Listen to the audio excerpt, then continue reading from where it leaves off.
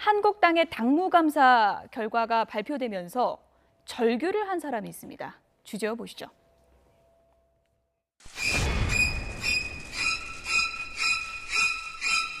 더욱 강한 당력으로 만들어서 내년 지방선거에서 필승을 하기 위한 방법으로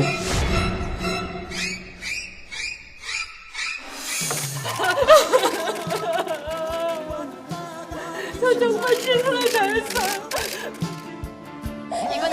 이건 아니야. 정말 이건 아니야. 신발 벗고 뛸 것입니다. 구두 안 신습니다. 태극기 휘날리며 자유한국당 만세! 잘했어. 감사합니다.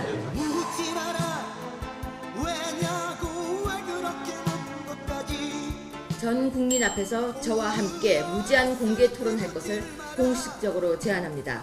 이거는 대통령이 오래 주겠나?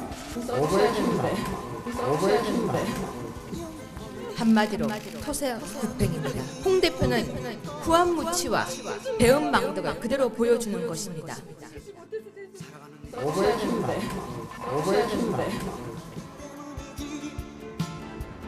모든 것을 거니까 외로운 거야. 절규하는 유효의 최고위원 함께 보셨습니다. 허성무 경남대 초빙 교수 모셨습니다. 어서 오세요. 네, 안녕하세요. 네. 토사구팽이 맞습니까? 글쎄요, 뭐 토사구팽이라고 할 수 있겠습니까? 배은망덕입니까? 어떻게 보십니까? 네, 토사구팽, 배은망덕, 후한무치 이런 예. 뭐 사자성어를 많이 쓰는데요. 실제 뭐 정치권에서는 본인은 그렇게 느낄지라도 또 상대방들은 전혀 그렇게 느끼지 않는 경우가 많이 있습니다. 그만큼 정치판이라는 것이 또 비정하기도 하고 그때그때 상황에 따라서 필요한 사람들로 이렇게 교체해야 되는 상황도 있기 때문에 이제 본인 당사자는 굉장히 당한다는 느낌이 있는데 예. 실제 당이나 가해자들은 뭐 전혀 그런 느낌을 갖지 않는 게 정치 현실이고 예. 또 이제 당은 어떤 의미에서 보면 조직이죠. 그리고 개인은 어쨌든 이렇게 이제 뭐 이렇게 축출돼 나가는 사람은 개인의 입장이고 이러다 보면은 개인이 느끼는 감정과 당의 느낌은 전혀 다르다. 그래서 본인은 저렇게 느낄지라도 실제 당에서는 뭐 별로 큰 생각이 없을 수도 있다. 근데 이제 이런 어려운 처지에 개인이 놓이게 됐을 때 대응하는 방식이 다양하게 나옵니다. 그렇죠. 근데 그 방식이 너무 지나치게 나가버리면은 돌아올 자리가 없는 경우가 예. 있습니다. 그래서 어려움에 처했을 때 어느 수준에서 대응하고 정리하는 것이 좋은가 하는 것도 정치적 훈련 과정 중에 하나입니다. 어쨌든 유효의 최고위원은 본인이 교체된 배경에 대해서 이렇게 분석을 했습니다. 자체 분석 내용 들어보시죠. 왜 홍준표 대표가 우리 유효의 최고위원을 내친다고 보세요? 홍달랑이가 아니어서? 예스맨이 아니어서일 겁니다, 아마. 예스. 우리가 흔히 말하는 홍예스맨. 맞습니다, 대표님. 그렇습니다, 대표님. 예. 그게 좋습니다, 대표님. 대표님이 잘하셨습니다. 그걸 아마 제가 하지 않고 대표님 아닙니다. 그러시면 안 됩니다. 계속해서 아마 충원을 했기 때문이 아닐까요? 이순신 장군은 백의종군도 했습니다. 제 이름은 여혜입니다. 이순신 장군의 자죠. 저는 아무런 당직을 가지고 있지 않아도 자유한국당을 위해서 계속해서 쓴소리를 할 것입니다. 지금은 최고위원입니다. 서초갑 당협위원장보다 제가 갖고 있는 이 자리에서 충분히 당을 위해서 쓴소리를 할 수 있습니다. 예. 견제도 할 수 있고요. 예. 홍달랑이가 아니어서 그렇다. 나는 충원하다가 버림받았다. 이게 유효의 최고위원 자체 분석인데요. 동의하십니까? 혜성처럼 왔다가 바람처럼 사라졌다 이렇게 얘기할 수 있을 것 예. 같은데요. 실질적으로 본인은 그렇게 평가하실지는 모르겠습니다만 아시다시피 어제까지만 해도 여자 홍준표다라고 할 정도로 실제로 친홍파의 대표적인 최고위원이다라고 평가를 했었지 않습니까? 그런데 하루아침에 이와 같이 당무감사 결과가 본인에게 그렇게 되자 사실 지금까지와 사뭇 다른 말씀을 했기 때문에 많은 분들이 좀 의아하기도 합니다. 다만 그 지금까지 최고위원의 그 어떤 회의 때 보면은 홍준표 대표보다는 조금 친박에 가까운 그런 언사를 했는데 그런 부분에 있어가지고는 약간 다른 부분은 맞습니다. 하지만 전반적인 어떤 그런 홍준표 대표 체제에서의 어떤 가까이서 가장 가까이서 같은 목소리를 내는 부분이기 때문에 국민들이 그와 같은 유해 대표 그 최고위원의 목소리에 공감하는 것은 그렇게 높진 않다 이렇게 보이는 것 같습니다. 유해 최고위원의 의심이 상당히 좀 구체적입니다. 이게 의심인지 합리적인 판단인지는 제가 구분할 수 없는 거지만 홍준표 대표가 의도적으로 내쳤다 이 얘기거든요. 그래서 본인의 점수까지 공개했습니다. 내 점수가 53.86점인데 홍준표 대표가 커트라인을 55점으로 정했다. 나를 염두에 둔 것이다. 이런 주장이거든요. 당사자는 뭐 당연히 그렇게 생각할 겁니다. 왜냐하면 지금 이번에 그 자유한국당에서 지역을 3개로 나눴습니다. 예. 그 영남권과 강남 3구 1구역이죠. 예. 그다음에 3구역은 호남권, 1구역과 3구역을 제외한 나머지 구역을 2구역을 했는데 1구역의 카트라인을 55점을 했습니다. 그다음에 2구역은 50점으로 낮춰졌고요. 그렇기 때문에 이제 자기가 55점에 조금 못 미치기 때문에 자기를 자르기 위해서 55점으로 임의적으로 설정한 것이 아닌가.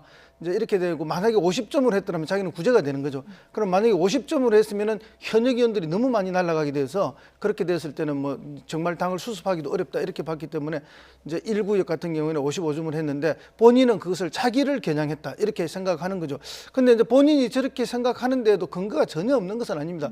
왜냐하면 유해의 최고가 당에 들어온 지가 얼마 안 됐습니다. 그렇죠. 맨 처음에는 윤리위원으로 들어갔다가 그다음에 입당을 해가지고 그다음에 대선에서 치고 난 다음에 대표 최고위원으로 최고위원으로 나왔죠. 그렇죠. 그래서 이제 그렇고 난 다음에 이제 지역위원회를 맡았는데 실제로 당에 들어온 기간도 짧고 지역위원회를 맡은 기간도 네. 짧습니다. 이 짧은 기간에 지역구를 장악하고 지역구에 뭐 정성을 쏟아붓고 이렇게 하기가 좀 어렵거든요. 그렇죠. 그러면 이제 어쨌든 정량적 평가를 했다고 합니다. 정성적 평가는 이번에 빠지고 그렇게 해서 점수를 매겼다 하는데 뭐 예를 들면 이제 당원의 숫자의 정감이라든지 또는 뭐 개인의 지지율과 당의 지지율 사이의 괴리라든지 여러 가지를 했을 겁니다.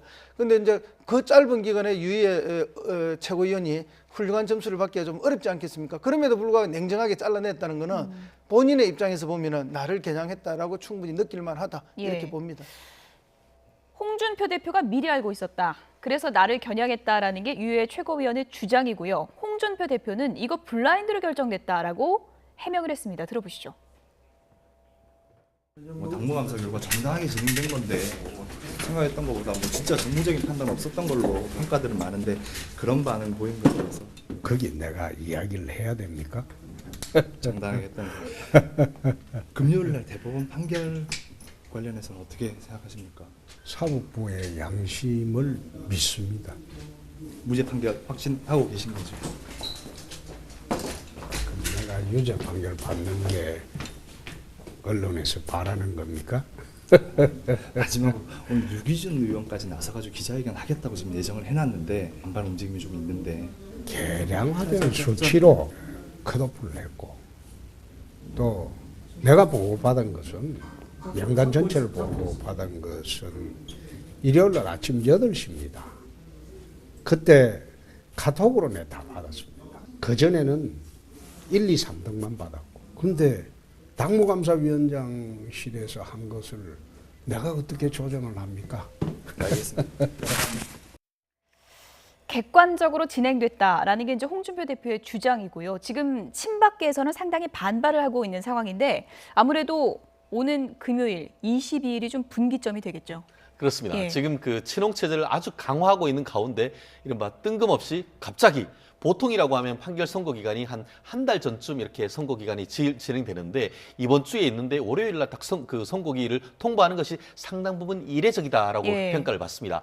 결국 그 친홍 체제를 강화하는데 계속 가속도를 붙일 수 있느냐 아니면 완전히 나락으로 떨어지느냐가 선택이 이번 주에 결정이 되는데 예. 나름대로 웃는 모습을 봤을 때는 믿는 구석이 있는지 모르겠는데요. 예. 기본적으로 항소심에서 어떤 그 법리적인 것이 아니고 증거 채택에 관한 것에 대해서만 사실 인정에 대해서만 검찰이 항소를 했기 때문에 예.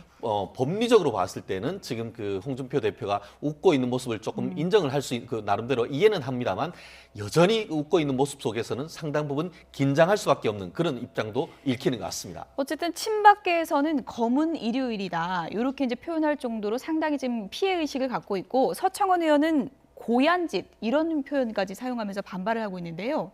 홍준표 대표가 이번 고비만 잘 넘기면 당을 좀 제대로 장악을 했다 이렇게 볼 수 있을까요? 그렇죠. 예. 홍준표 대표가 본인을 독고다이라 이렇게 표현하지 않았습니까? 예. 그만큼 좌파 세력이 약했던 거죠. 그래서 이번에는 뭐 어떤 그 이야기를 하더라도 결국은 친박 세력들이 가장 많이 밀려 나가는 그런 구조이기 때문에 친박을 밀어낸 자리에 좌파 세력들을 앉힐 수밖에 없고 예. 또 그중에서도 바른정당에서 나왔던 분들을 조직책으로 앉힐 수밖에 없는 상황이기 예. 때문에 결국은 친홍 세력의 확대다. 이렇게 결과적으로는 그렇게 될 수밖에 없는 구조거든요. 홍 대표 본인은 친홍은 없다고 하시던데. 뭐 언제나 없다고 하지만 정치에서 세력이 없는 정치라는 건 있을 수가 없습니다. 그것을 홍준표 대표 본인이 뼈저리게 느끼고 있는 것이고, 그래서 이제 항상 조직책을 새로 선정하고 당무 감사를 하고 이럴 때는 결국 자기 세력 심는 것으로 결과적으로 나타나게 되어 있습니다. 그러다 보니까 이제 반발하는 사람은 당연히 반발하게 되는 것이고, 결국 또 반발하는 사람들이 아무리 반발해도 그 태풍 속에 찻잔 속의 태풍으로 끝나는 경우가 대부분입니다. 예. 시간이 지나면은 뭐 그분들은 사그라들 수밖에 없는 상황이다 이렇게 봅니다. 오는 20일 금요일이 이제 홍준표 대표의 운명의 날이 될 것 같은데 운명의 날 어떤 결정이 내려질지는 좀 지켜보도록 하겠습니다. 끝으로 화제의 장면 한 가지 좀 보여드리겠습니다. 최진영 변호사님. 네. 저는 포승줄 묶고 화제를 일으키는 분은 이분 처음 본 것 같은데 이찬호 셰프가 상당히 좀 화제 모으지 않았습니까? 그렇습니다. 그만큼 그 요즘 그 셰프 문화가 그만큼 국민들에게 다가가는 것이 크기 때문에 그런데요. 예. 그 마약 사건은 기본적으로 원칙으로 구속 수사입니다. 근데 예. 구속영장 실질심사를 했다가 영장이 기각됐다라고 상당 부분 또 놀라기도 했는데요. 예. 이분이 나와서 했는 말씀이 또 그 눈길을 끕니다. 가정폭력과 이혼으로 우울증에 마약에 손을 댔다. 지금 화면에 나오고 있는 게 뒤돌아서 이른바 뭐 백스텝으로 이렇게 오지 않았으면 옆에 있는 교도관도 지금 웃고 있는데 이런 거 그렇습니다. 처음인 거죠? 거의? 결국 그와 같은 예. 것이 결국 본인들도 죄를 인정하고 있기 때문에 얼굴이 나오는 것에 대해서 그만큼 부담이다라고 하는 것 같은데 예. 그럴수록 국민들에게 가까이 다가가고 진솔한 모습이 했을 때 오히려 재기할 수 있지 않을까 싶은데요. 지금 본인이 보면 구속되면 레스토랑 망해가지고 그 지금 예. 직원들 월급 못 준다는 그런 걱정할 때는 아닌 것 같습니다. 예, 저렇게 뒤로 걸어오면 안 된다 뭐 이런 규정은 그런 없습니까? 법은 없습니다. 그렇지만 예. 말씀드렸듯이 그만큼 본인이 어떻게 보면은 아직까지 제대로 반성하고 있지 않다라는 어떤 국민들에게 어떤 잘못된 메시지를 들고 예. 있기 때문에 본인으로서 자숙하고 그 부분에 대해서 국민들에게 진솔하게 어떻게 보면은 다가가는 그런 모습이 예. 오히려 이 이후에 어떤 본인이 어떤 이 셰프로서 대성할 수 있는 것인데 꼼수다. 어떻게 보면 백스텝 꼼수다라고밖에 볼 수 없는 것 백스텝 같습니다. 꼼수요. 네. 예. 얼굴 가려보려고 백스텝을 했는데 저렇게 백스텝 해갖고 사건이 더 크게 알려지고 말았습니다. 그렇습니다. 예. 여기까지 듣도록 하겠습니다. 허성무 경남대 초빙 교수, 최진영 변호사 두 분이었습니다. 고맙습니다.